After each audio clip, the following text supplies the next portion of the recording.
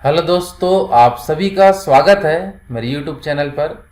मेरा नाम है भीम सोनकर और हम पढ़ रहे हैं भारतीय संविधान। भारतीय संविधान का यह हमारा 25वां वीडियो लेक्चर है, जिसमें हम राज्यपाल की शक्तियों के संबंध में और स्टेट गवर्नमेंट से रिलेटेड कुछ महत्वपूर्ण बातों की चर्चा करने वाले हैं।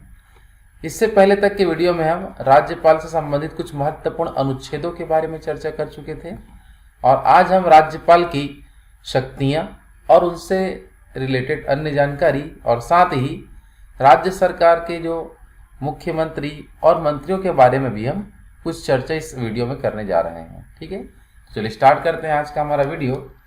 तो सबसे पहला हमारा जो पॉइंट आता है राज्यपाल की शक्तियों के अंतर्गत, सबसे पहला जो पॉइंट है राज्यपाल की कार्यकारी शक्ति।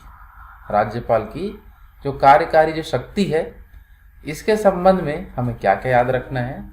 तो सबसे पहला जो पॉइंट आपको इसमें याद रखना है वो ये है कि राज्य के समस्त कार्यपालिका संबंधी कार्य राज्यपाल के नाम से किए जाते हैं। ये आपको ध्यान रखना है, बहुत ही इंपॉर्टेंट पॉइंट है। जैसे कि केंद्र सरकार में जो राष्ट्रपति के पास जो शक्तियां होती थी, वैसे ही राज्य सरकार में हम पूरा राज्यपाल के अंतर्गत शक्ति पढ़ेंगे तो दोनों लगभग सेम होगा, बस कहाँ पर क्या लिखी गई है उसकी चर्चा हम करते हैं। ठीक है, तो राज्यपाल की कार्यकारी शक्ति में सबसे पहला पॉइंट आपको क्या याद रखना है कि जो भी कार्य होगा राज्य के अंदर, जो भी कार्य होता है वह किसके नाम से किया जाता है, तो वो राज्यपाल के नाम से किया जाता है। इसे आपको ध्यान में रखना है। क्लियर सबका?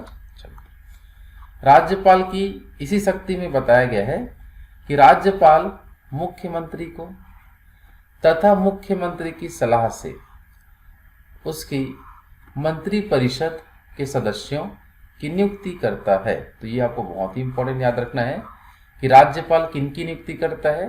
तो सबसे पहला पॉइंट आपको याद रखना है, इस शक्ति के तहत मुख्यमंत्री की नियुक्ति करता है और साथ ही साथ अन्य मंत्री की भी नियुक्ति करता है, लेकिन किसकी सलाह से? तो उस राज्य के मुख्यमंत्री की सलाह से अन्य मंत्रियों की नियुक्ति करता है। मुख्यमंत्री जिसका भी नाम देगा उसको उस मंत्री के रूप में नियुक्त करना होता है इन्हें। ठीक है, और साथ ही साथ मुख्यमंत्री और जो भी मंत्री होंगे उनको पद एवं गोपनीयता का शपथ दिलाया जाता है। पद एवं गोपनीयता का शपथ दिलाना भी मुख्य रूप से किसका काम होता है? राज्यपाल का ही काम होता है, क्योंकि यह इसकी कार्यकारी शक्ति के अधीन होता है। ठीक है, चलो इसके अलावा हम और बात करते हैं। इसी शक्ति में बताया गया है राज्यपाल की जो कार्यकारी शक्ति में ही आपको ये भी याद रखना है कि राज्यपाल राज्य के उच्च अधिकारियों जैसे कि मुख्य सचिव, महाधिवक्ता, राज्य के लोक सेवा आयोगों के अध्यक्ष एवं सदस्यों की भी नियुक्ति करता है। ठीक है, तो कार्यकारी शक्ति में और किन की नियुक्ति यह करता है? तो जितने भी स्टेट में उच्च अधिकारी जो होंगे उन सभी की नियुक्ति भी कौन करता है? तो राज्यपाल ही करता है। किस शक्ति के तहत करता है? तो यह उनकी कार्यकारी शक्ति के अधीन रहकर यह काम करता है। क्लियर सभी का? चलो, इसी शक्ति के तहत एक पॉइंट और याद रखना है, जैसे कि कार्यकारी शक्ति में यह भी बताया गया है कि राज्य के उच्च न्यायालयों के न्यायाधीशों की नियुक्ति के संबंध में राष्ट्रपति को परामर्श देता है। किसको परामर्श देता है? राष्ट्रपति को परामर्श देता है। किस अनुच्छेद के तहत? तो अनुच्छेद 217(1) के तहत यह काम राज्यपाल करता है। तो राज्यपाल किसे सलाह देने का भी काम करता है? तो राष्ट्रपति को सलाह देने का काम करता है। किस विषय में सलाह देता है? तो हमारे हाई कोर्ट में, स्टेट के जो हाई कोर्ट में कौन से न्यायाधीश को नियुक्त करना है या किसे नहीं करना है, उसके संबंध में राष्ट्रपति को क्या देता है? परामर्श दे सकता है। ऐसा उल्लेख है अनुच्छेद 217(1) के अंतर्गत। क्लियर सभी का? चलो, कार्यकारी शक्ति को हम आगे और बढ़ाते हुए देखते हैं। कार्यकारी शक्ति में ही आपको मुख्य रूप से याद रखना है कि राज्यपाल का अधिकार है कि वह राज्य के प्रशासन के संबंध में मुख्यमंत्री से सूचना भी प्राप्त कर सकता है कि स्टेट में क्या शासन चल रही है, किस प्रकार की व्यवस्थाएं हैं, इसके संबंध में, या उसी को हम बोलते हैं प्रशासन। तो प्रशासन के संबंध में राज्यपाल किससे जानकारी प्राप्त करता है? तो आपको बताना है मुख्यमंत्री से जानकारी प्राप्त करेगा। क्लियर है सभी का। चलो, कार्यकारी शक्ति में ही आपको ध्यान है और क्या रखना है, तो राष्ट्रपति शासन के समय जब भी कोई भी राज्य में राष्ट्रपति शासन लगता है तो उस समय केंद्र सरकार के अभिकर्ता के रूप में राज्य का प्रशासन चलाता है। देखो, जब तक राष्ट्रपति शासन नहीं लगा है तब तक कौन शासन करता है, जब राष्ट्रपति शासन नहीं लगा है तो उस राज्य का जो मुख्यमंत्री जो होंगे वो शासन करते हैं। लेकिन राष्ट्रपति शासन जब लगता है तो राज्यों में केंद्र सरकार का शासन चलना चालू होता है और केंद्र सरकार के प्रतिनिधि के रूप में कौन कार्य करता है, तो राज्यपाल उस समय कार्य करता है स्टेट को संभालने का। उस समय मुख्यमंत्री का कोई कार्य नहीं होगा, उस समय केवल कौन काम करते हैं, तो राज्यपाल को कार्य करना होता है। किस समय, तो राष्ट्रपति शासन के समय। ठीक है, तो ये भी इनकी कार्यकारी शक्तियों में आपको ध्यान रखना है। क्लियर सभी का। चलो, इसके बाद हम देखते हैं कार्यकारी शक्ति में ही और क्या पहलू आपको ध्यान रखना है।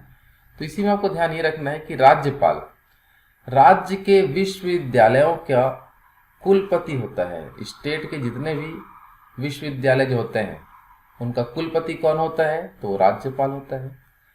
और साथ ही राज्यपाल क्या करता है, यही उप कुलपति की नियुक्ति करता है और जो भी सूचना प्राप्त करना होता है विश्वविद्यालय के संबंध में वो उप कुलपति से सूचना प्राप्त करता है।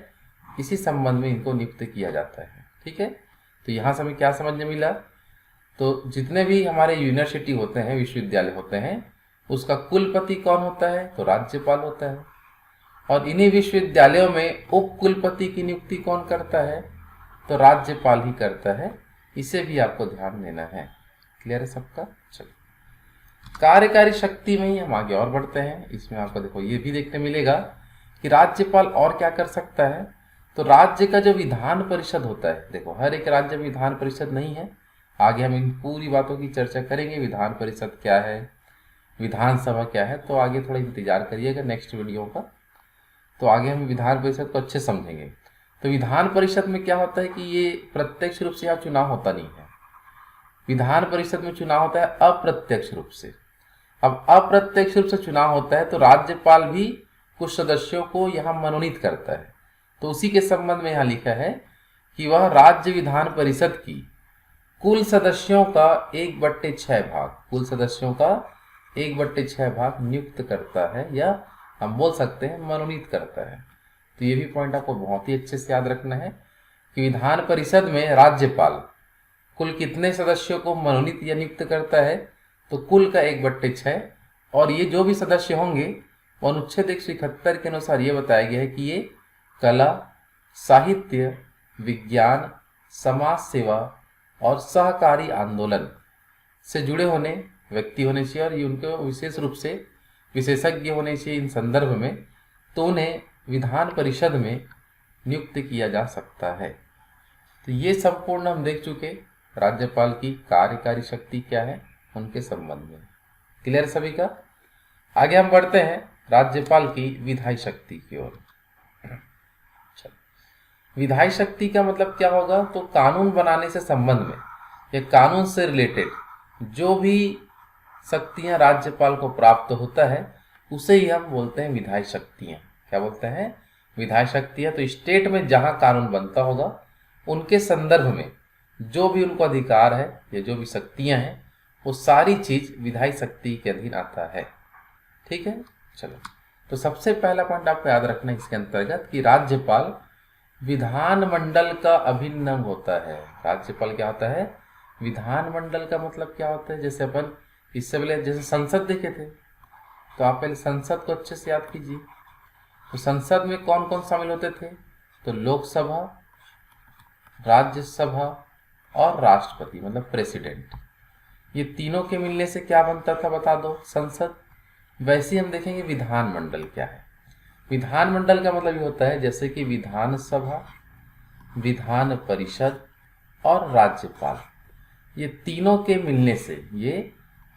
मिलने से क्या बनता है आपका, विधानमंडल बनता है। तो विधानमंडल का अभिन्न अंग मतलब कि उनसे भिन्न नहीं है, विधानमंडल इनसे मिलकर ही बनता है। कुल मिला के हम ये बता सकते हैं। तो विधानसभा प्लस विधान परिषद और राज्यपाल को मिलके ही क्या बनता है, विधानमंडल।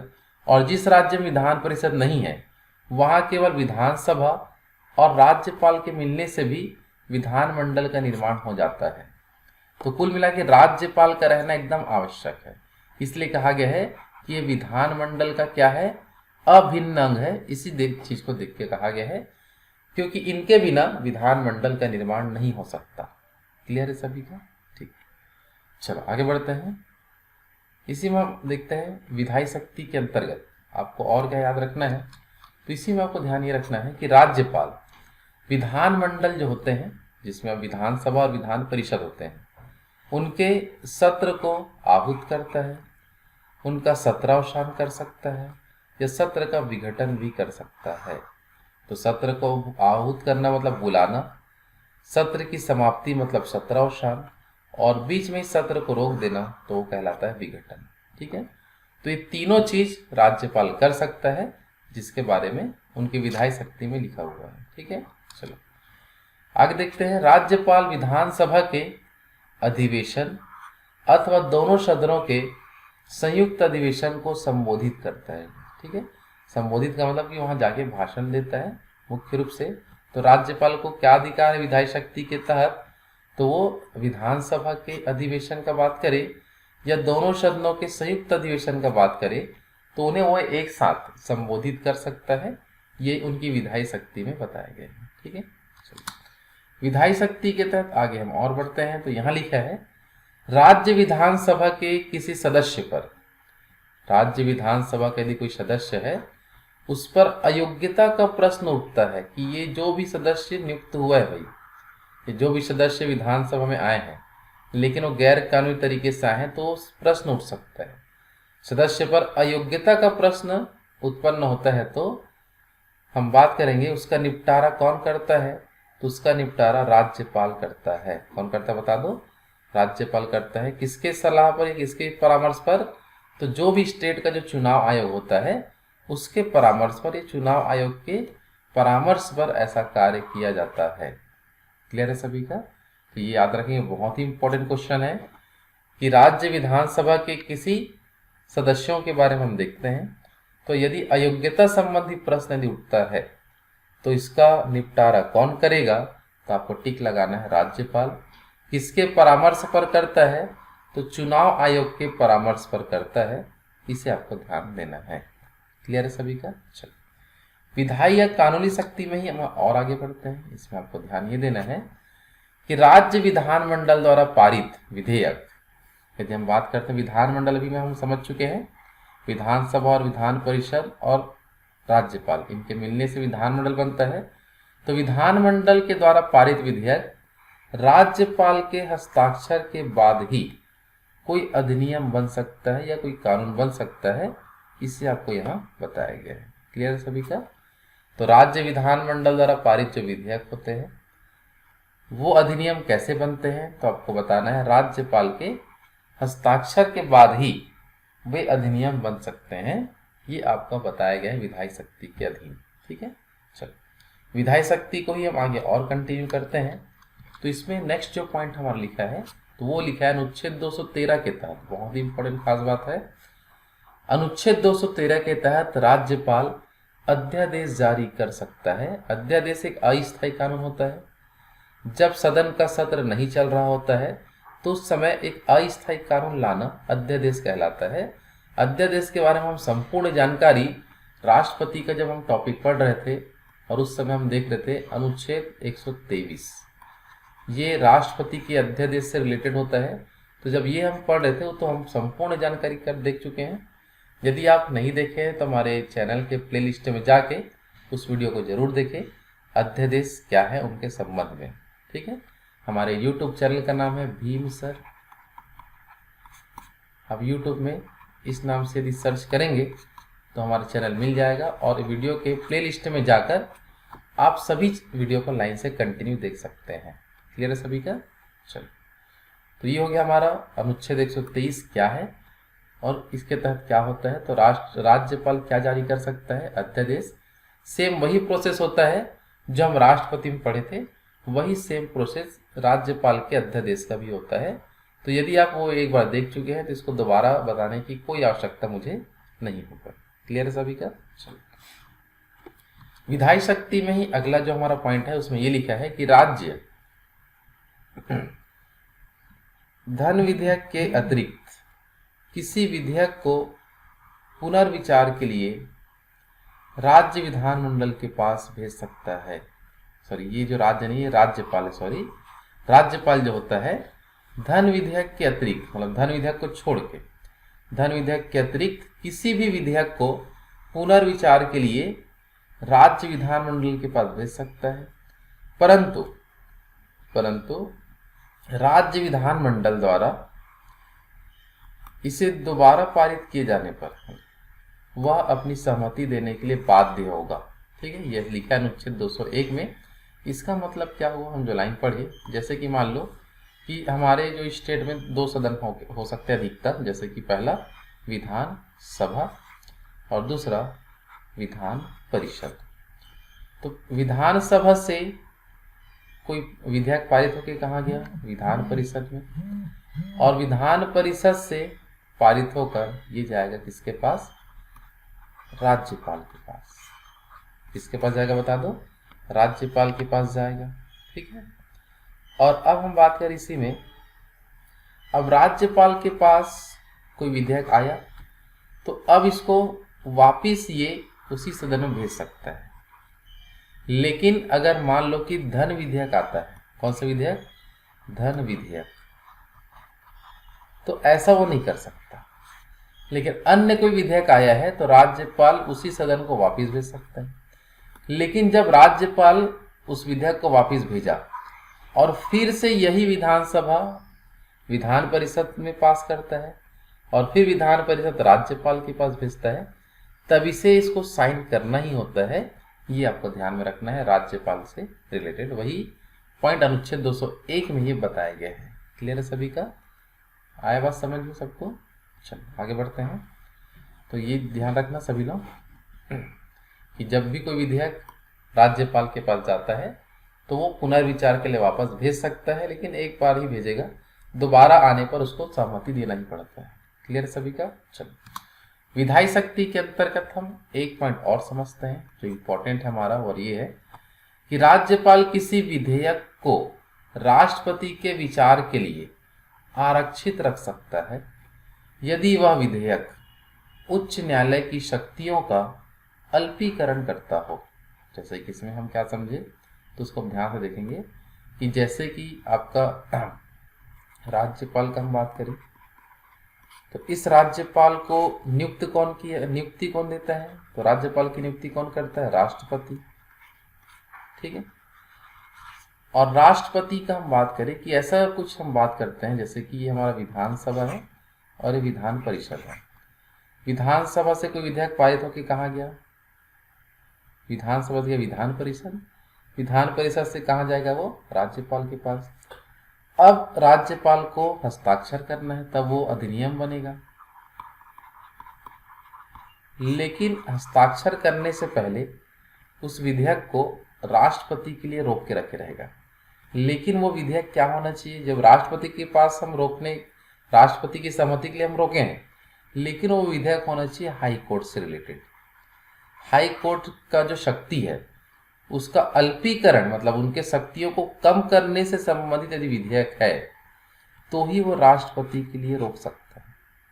लेकिन मान लो हाई कोर्ट की शक्तियों को बढ़ा रहे हैं तो बढ़ा सकते हैं, कोई दिक्कत नहीं है। लेकिन अल्पीकरण का जब मामला आता है, शक्तियों को कम करने का मामला आता है, तो उस स्थिति में राज्यपाल क्या करेगा, राष्ट्रपति से पूछने के लिए कुछ समय लेता है या उस अधिनियम विधेयक को राष्ट्रपति के लिए रखता है। तो यही पॉइंट इस लाइन में समझाया गया, आपको ध्यान से पढ़ना है कि इसमें क्या लिखा हुआ है। क्लियर सभी का? यहाँ लिखा है राज्यपाल किसी विधेयक को राष्ट्रपति के विचार के लिए क्या करता है बता दो, आरक्षित रख सकता है यदि वह विधेयक उच्च न्यायालय की शक्तियों का अल्पीकरण करता है। शक्तियों का क्या करता है, अल्पीकरण करता है, तो उस स्थिति में ऐसा किया जा सकता है। आया बात समझ में? चलो नेक्स्ट आगे बढ़ते हैं हम। विधायी शक्ति के बाद आगे देखते हैं हम राज्यपाल की वित्तीय शक्तियां। राज्यपाल की क्या देखेंगे, वित्तीय शक्तियों के संबंध में महत्वपूर्ण जानकारी देखते हैं। चलो, तो राज्यपाल की वित्तीय शक्ति में सबसे पहला पॉइंट आपको याद रखना है कि राज्यपाल प्रत्येक वित्तीय वर्ष में, प्रत्येक बता दो क्या, वित्तीय वर्ष में वित्त मंत्री को विधानमंडल में या विधानमंडल के सम्मुख वार्षिक वित्तीय विवरण प्रस्तुत करने के लिए कहता है। इसे ही हम बजट बोलते हैं। क्या बोलते हैं, बजट। तो बजट को कौन पेश करवाता है, तो राज्यपाल। कौन पेश करता है, तो वित्त मंत्री। ठीक है, कहाँ पेश करता है, तो विधानमंडल। और विधानमंडल में भी कहाँ मुख्य रूप से पेश किया जाता है, तो विधानसभा के अंदर। कहाँ पेश करते हैं, विधानसभा। आपको मुख्य रूप से ध्यान में रखना है। आया बात समझ में। तो ये वित्त शक्ति संबंधी पहला पॉइंट हो गया। वित्त से रिलेटेड दूसरा पॉइंट हम देखते हैं, तो विधानसभा में धन विधेयक जो होता है, धन विधेयक क्या है, हम पहले चर्चा कर चुके हैं केंद्र सरकार में, आप देख सकते हैं वापस वीडियो में जाकर। तो विधानसभा में धन विधेयक राज्यपाल की पूर्व सहमति से ही पेश किया जा सकता है। ठीक है, तो राज्यपाल जब सहमति देगा धन से संबंधित कुछ विधेयकों में, तभी उसको सदन में रखा जा सकता है या पेश किया जा सकता है, वरना नहीं पेश किया जाएगा। इस बात को यहाँ ध्यान देना है। क्लियर सबका। चलो, तीसरा जो पॉइंट है वित्तीय शक्ति में ये लिखा है कि राज्यपाल की संस्तुति के बिना अनुदान की मांग को विधानमंडल के सम्मुख नहीं रख सकते। यदि हम किसी प्रकार का अनुदान की मांग करते हैं, पैसे की मांग करते हैं, तो उसके लिए सबसे पहले किसकी सहमति चाहिए, तो राज्यपाल की। क्योंकि राज्य यहाँ लिखा है राज्यपाल की संस्तुति के बिना अनुदान की मांग, मतलब राज्य की संचित निधि से कुछ धन राशि की मांग का हम बात करते हैं, उसी को बोलते हैं अनुदान, जिसको हम किसी भी क्षेत्र में देने के लिए यूज करते हैं। तो अनुदान की मांग को विधानमंडल के सम्मुख नहीं रखा जा सकता। अगर राज्यपाल सहमति दे देता है, तब अनुदान की मांगों को हम कहाँ रख सकते हैं, विधानमंडल में आसानी से रख सकते हैं। इस बात को ध्यान देना है। तो ये हो गया वित्तीय शक्ति। एक पॉइंट आपको और याद रखना है, यहाँ लिखा है ऐसा कोई विधेयक जो राज्य की संचित निधि से खर्च निकालने, राज्य की संचित निधि से खर्च निकालने की व्यवस्था करता है। क्या करता है, व्यवस्था करता है। तो उस समय राज्यपाल की अनुमति लेना है। जैसे राज्य का जो भी हमारा धन है वो संचित निधि में रहता है, और इस संचित निधि से यदि हमें धन निकालना है, पैसा निकालना है, तो पैसा निकालेंगे कौन, विधानमंडल से निकलता है पैसा। लेकिन पैसा निकालने के लिए कुछ विधेयक यदि लाते हैं, तो राज्यपाल का पहले अनुमति चाहिए, उसके बाद ही संचित निधि से हम पैसा निकाल सकते हैं। ठीक है, तो देख लो, राज्यपाल के अधीन होता है संचित निधि, और संचित निधि से पैसा कौन निकालेगा, विधानमंडल। लेकिन खर्च कौन करता है पैसे को, तो खर्च करता है मुख्यमंत्री। अपने जो भी योजनाएं हैं उसमें उन पैसों को लगाता है। ठीक, चलो, तो ये हो गया राज्यपाल की वित्तीय शक्तियां और उससे संबंधित महत्वपूर्ण फैक्ट। क्लियर है सबका। चलो, वित्तीय शक्ति के बाद हम आगे देखते हैं राज्यपाल की आपातकालीन शक्तियां। राज्यपाल की क्या देखेंगे, आपातकालीन शक्तियों के संबंध में देखते हैं कि आपको क्या क्या यहाँ से याद रखना है। क्लियर सभी का। तो राज्यपाल की जो आपातकालीन शक्तियां हैं, उसमें सबसे पहला जो पॉइंट होता है हमारा अनुच्छेद 356 के तहत राज्यपाल क्या कर सकता है। तो पहले यहाँ लिखा है, ध्यान से पढ़िएगा, जब राज्यपाल को यह समाधान हो जाए कि ऐसी परिस्थिति उत्पन्न हो गई है जिसमें राज्य का शासन संविधान के उपबंध के अनुसार नहीं चलाया जा सकता है, मतलब संवैधानिक रूप से जिस हिसाब से राज्य चलना चाहिए उस उपबंध के अनुसार नहीं चलाया जा सकता है, तो वह राष्ट्रपति को प्रतिवेदन भेजकर यह कह सकता है कि राज्य में राष्ट्रपति शासन लागू करे। किस अनुच्छेद में ऐसा किया जाता है, अनुच्छेद 356 में लिखा है कि राष्ट्रपति शासन लागू कौन करता है, तो राज्यपाल। लेकिन हम बात करते हैं कौन लगाने के लिए कहता है, तो लगाने के लिए कौन कहता है बता दो, राज्यपाल। किसको बोलेगा, राष्ट्रपति को, कि इस राज्य में राष्ट्रपति शासन लगा दीजिए। लेकिन ऐसी परिस्थिति क्या होगा, तो आपको बताना है संविधान के उपबंधों के अनुसार यदि राज्य नहीं चलाया जा सकता होगा तो उस स्थिति में ऐसा किया जा सकता है। आया बात समझ में?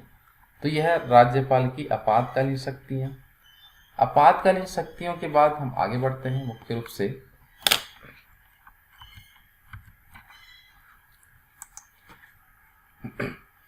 चलो आगे देखते हैं हम राज्यपाल की जो आपातकालीन शक्तियां हैं। इसमें नेक्स्ट जो हमारा पॉइंट आपको देखने मिलता है वो देखो क्या है।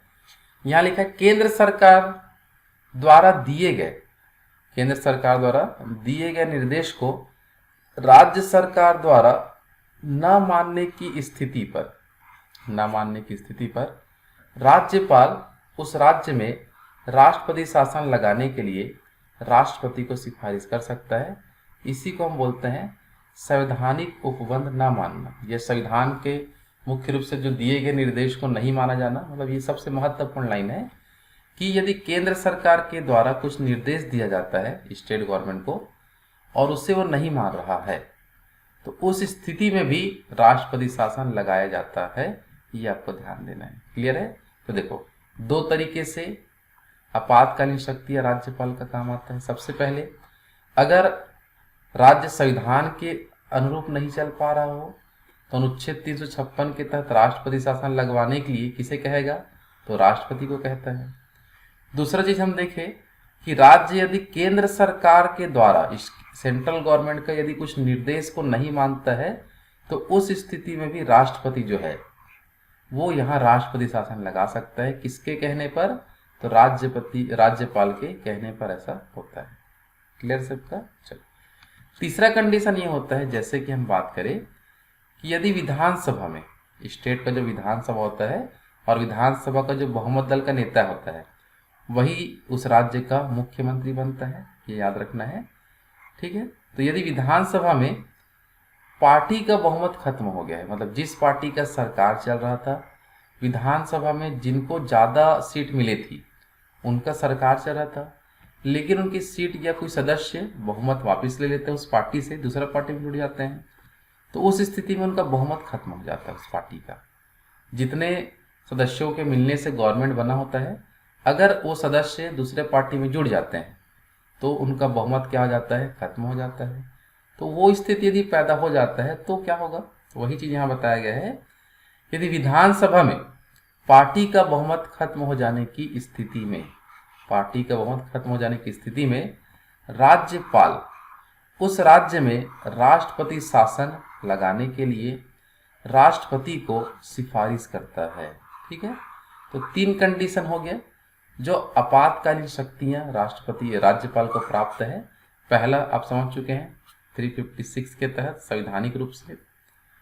इसके अलावा हम बात करें केंद्र सरकार का निर्देश नहीं मानने पर, और तीसरा कंडीशन यह है कि विधानसभा में जिस पार्टी का बहुमत था, जिसकी सरकार चल रही थी, उसका बहुमत खत्म हो गया तो उस कंडीशन में भी राष्ट्रपति शासन लगाया जा सकता है। ठीक है? किसके द्वारा? तो राष्ट्रपति के द्वारा। किसके सिफारिश पर या किसके कहने पर? तो राज्यपाल के कहने पर। क्लियर है सबका? तो ये हो गया राज्यपाल की आपातकालीन शक्तियां और उनसे संबंधित महत्वपूर्ण जानकारी। क्लियर है सबका? चलो आगे बढ़ते हैं हम। राज्यपाल का विशेषाधिकार क्या होता है? ठीक है? तो राज्यपाल का जो विशेषाधिकार के संबंध में सबसे इंपॉर्टेंट जो फैक्ट है वो ये वाला है। आपको अच्छे से ये लाइन याद रखना है जिसमें क्या बताया गया है कि वह अपने पद की शक्तियों का प्रयोग तथा कर्तव्य का पालन के लिए न्यायालय के प्रति उत्तरदायी नहीं होगा। कि कहने का मतलब यह है कि राज्यपाल कुछ भी कार्य करता है तो न्यायालय उस पर कोई सवाल जवाब नहीं कर सकता है। यह इस लाइन का मतलब है। ठीक है? कि वह अपने पद की शक्तियों का प्रयोग तथा कर्तव्य का पालन करने के लिए किसी न्यायालय के प्रति क्या नहीं होगा? तो उत्तरदायी नहीं होगा। न्यायालय उस पर सवाल जवाब नहीं करेगा। क्लियर है सबका? चलो विशेषाधिकार में ही आपको दूसरा जो पॉइंट आपको यहाँ देखना है वो ये है कि राज्यपाल पर किसी भी प्रकार का आपराधिक कार्यवाही प्रारंभ नहीं किया जा सकता।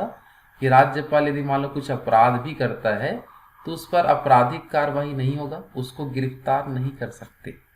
जब तक राज्यपाल अपने पद पर है तब तक उस पर कोई भी कार्यवाही न्यायालय द्वारा नहीं चलाई जा सकती, चाहे वो किसी भी प्रकार का मामला हो, चाहे आप कितना भी बड़ा अपराध क्यों ना किया हो, जब तक वो राज्यपाल है तब तक उस पर कोई कार्यवाही नहीं होगा।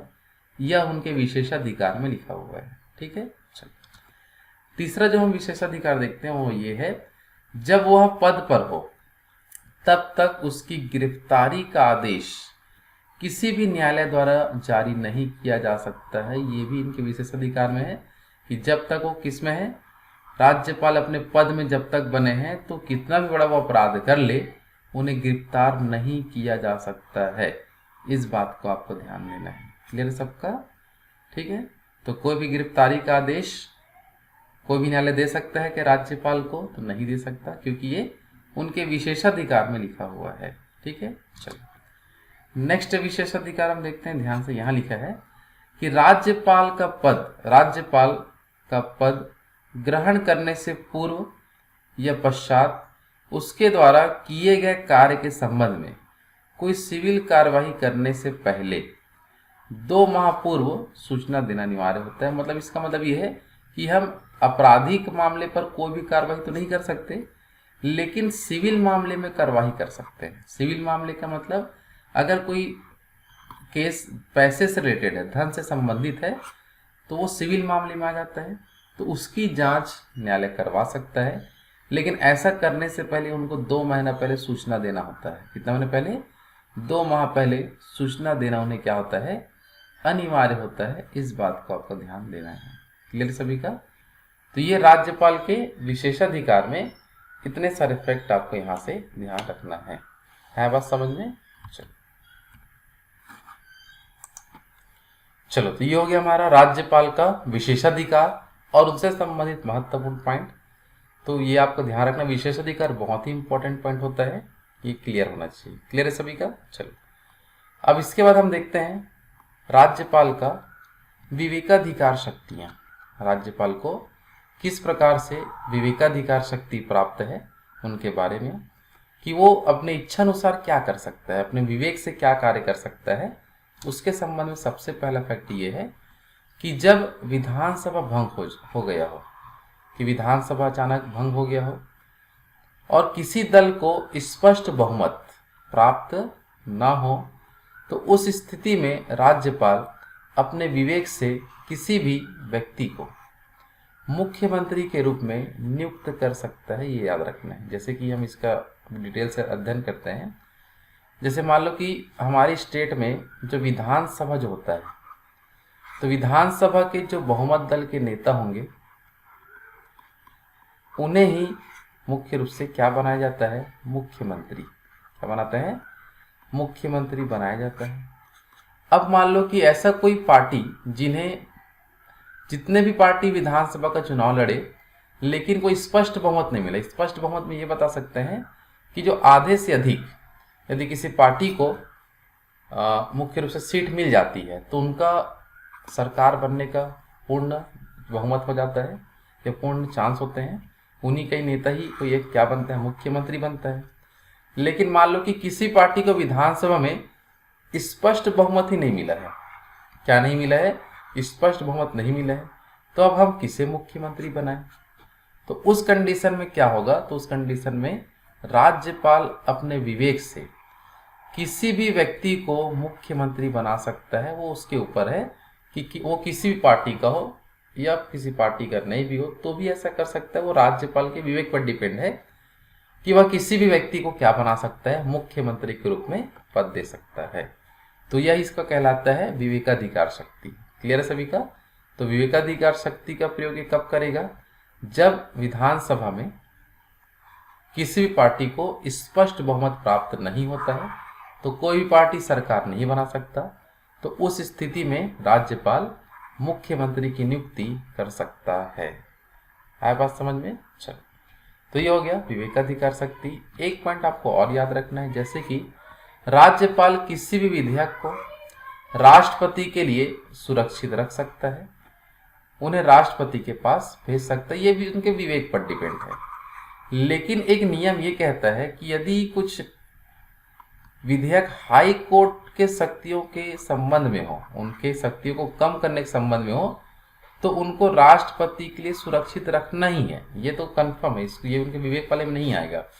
लेकिन अन्य कुछ विधेयक है वो उनके विवेक पर डिपेंड है कि राष्ट्रपति को से पूछने के लिए या राष्ट्रपति के लिए सुरक्षित रख देगा, राष्ट्रपति का जब आदेश आएगा तो उस पर कुछ कार्यवाही करेंगे, तो ये उसके विवेक पर होता है। लेकिन हाई कोर्ट वाला जो होता है विवेक नहीं है, वो उनको ऐसा रखना ही होता है, नियम होता है बात समझ में। तो ये विवेकाधिकार शक्ति में 2 पॉइंट आपको यहाँ से ध्यान में रखना है। पहला, मुख्यमंत्री की नियुक्ति के दौरान, और दूसरा, किसी विधेयक को राष्ट्रपति के समक्ष यदि रखवाना है या राष्ट्रपति के लिए सुरक्षित करवाना है तो उस कंडीशन में वो अपने विवेक का उपयोग कर सकता है बात समझ में है। चलिए, तो ये हो गया राज्यपाल की विवेकाधिकार शक्ति के बारे में महत्वपूर्ण जानकारी। क्लियर सभी का। चलिए, विवेकाधिकार शक्ति के बाद हम आगे बढ़ते हैं। अनुच्छेद 162 162 बहुत ही महत्वपूर्ण अनुच्छेद है, जिसमें बताया गया है आपका कि राज्यपाल राज्य की कार्यपालिका शक्ति का क्या करेगा, विस्तार करेगा। तो राज्य की कार्यपालिका शक्ति का विस्तार के तहत अन्य जितने भी अधिकारी होंगे, जितने भी मंत्रियां होंगी, उन सभी की नियुक्ति करता है और कार्यपालिका शक्ति का क्या करता है, ये विस्तार कर सकता है। क्लियर सबका। चलो, अनुच्छेद 163 के तहत देखते हैं हम क्या पढ़ते हैं। तो अनुच्छेद 163 में देखो आपको याद रखना है कि राज्यपाल की सहायता व सलाह हेतु राज्य में मंत्री परिषद होगा जिसका प्रमुख मुख्यमंत्री होगा। ये बहुत ही इंपॉर्टेंट क्वेश्चन है अनुच्छेद 163 कि राज्यपाल को सलाह देने के लिए या सहायता के लिए अपने स्टेट में क्या होता है, मंत्री परिषद होते हैं, और इस मंत्री परिषद का हेड कौन होगा, तो होगा मुख्यमंत्री। किस अनुच्छेद में यह प्रावधान है, तो अनुच्छेद 163 में यह प्रावधान किया गया है। आया बात समझ में। तो अनुच्छेद 163 और उनसे संबंधित ये महत्वपूर्ण जानकारी आपको याद रखना है। आया बात समझ में। चलो, क्लियर है सबके यहाँ तक। तो आज की इस वीडियो में हम यहीं तक चर्चा करते हैं, अनुच्छेद 163 तक। कल के अनुच्छेद में हम अनुच्छेद 164 देखेंगे और अनुच्छेद 164 मंत्रियों के बारे में जो भी उपबंध है उनके बारे में है। तो वीडियो ज़्यादा लंबा ना बन जाए, इसलिए आज के वीडियो को हम यहीं समाप्त करते हैं और कल जो वीडियो होगा जिसमें हम अनुच्छेद 164 से आगे कंटिन्यू करेंगे। ठीक है। और हम कुछ जानकारी जैसे यहाँ देते हैं, जैसे कि आपको आज हम वीडियो के माध्यम से जितना भी चीज़ अध्ययन किए हैं, जितना भी चीज़ पढ़ाई किए हैं, यदि इसका आपको PDF नोट्स चाहिए या इस वीडियो से संबंधित प्रीवियस ईयर क्वेश्चन पेपर चाहिए तो आप हमें संपर्क कर सकते हैं। हमारा कॉन्टेक्ट नंबर है 8236007734। तो हमारी जो संस्था है उनके द्वारा आपको पूर्ण रूप से जितने भी YouTube में हमारे वीडियो डले हैं उसका PDF नोट्स आपको जो स्क्रीन में दिख रहा है सेम टू सेम पूरा PDF नोट्स के रूप में मिलेगा। और साथ ही साथ इसका जितने क्वेश्चन आ चुके हैं एग्जामों में प्रीवियस ईयर क्वेश्चन, वो भी सभी आपको मिलेंगे। और साथ ही साथ प्रीवियस ईयर क्वेश्चन का आपको टेस्ट, मॉक टेस्ट देने का भी मौका मिलेगा। मॉक टेस्ट आप दे सकते हैं, क्वेश्चनों का प्रैक्टिस भी कर सकते हैं। तो ये सब सुविधा यदि आपको प्राप्त करना है तो ये जो नंबर है उसमें हमें व्हाट्सएप मैसेज भी कर सकते हैं या आप कॉल करके भी जानकारी ले सकते हैं। हमारा नंबर है 8236007734। ठीक है।